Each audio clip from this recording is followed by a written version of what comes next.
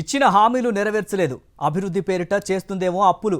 ప్రజల్లో పెరిగిపోతున్న వ్యతిరేకత, ప్రతిపక్షాన్ని తట్టుకోలేని నిస్సహాయత ఇవన్నీ ఒకెత్తైతే సొంత పార్టీ ఎమ్మెల్యేలు కొత్త తలనొప్పులు తెచ్చిపెడుతున్నారు చంద్రబాబుకు.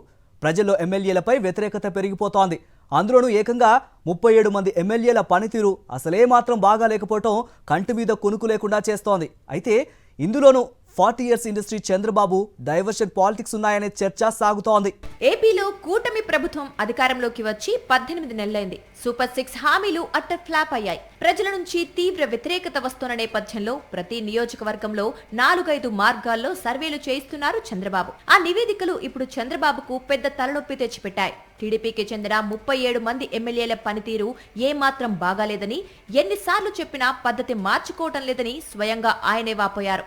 నిజానికి చాలా మంది పనితీరు బాగోలేదు, కానీ కొంతమంది పరిస్థితి మరీ ఘోరంగా ఉంది. పార్టీ కార్యాలయంలో నిర్వహించిన ముఖ్య నేతల సమావేశంలో ఈ విషయాలు వెల్లడించారు చంద్రబాబు. పార్టీ కోసం పనిచేసిన కార్యకర్తలకు న్యాయం చేయలేదనే అపవాదు మూటగట్టుకున్నారు చంద్రబాబు. కష్టపడ్డ వారికే నామినేటెడ్ పోస్టులు ఇస్తామని హామీ ఇచ్చి ఇప్పుడు ఆ ఊసే ఎత్తటం లేదని వాపోతున్నారు. ఎమ్మెల్యేలు ఎవరు పేరు చెబితే వారికే పెద్ద పీట వేయటం, అందులోనూ పెద్ద మొత్తంలో డబ్బులు డిమాండ్ చేశారనే ఆరోపణలు వెల్లువెత్తుతున్నాయి. ఈ విషయంలో ఎమ్మెల్యేలను కాదని టీడీపీ రాష్ట్ర అధ్యక్షుడు కూడా ఎలాంటి నిర్ణయం తీసుకోలేకపోతున్నారనే చర్చ టీడీపీ వర్గాల్లో కొనసాగుతోంది.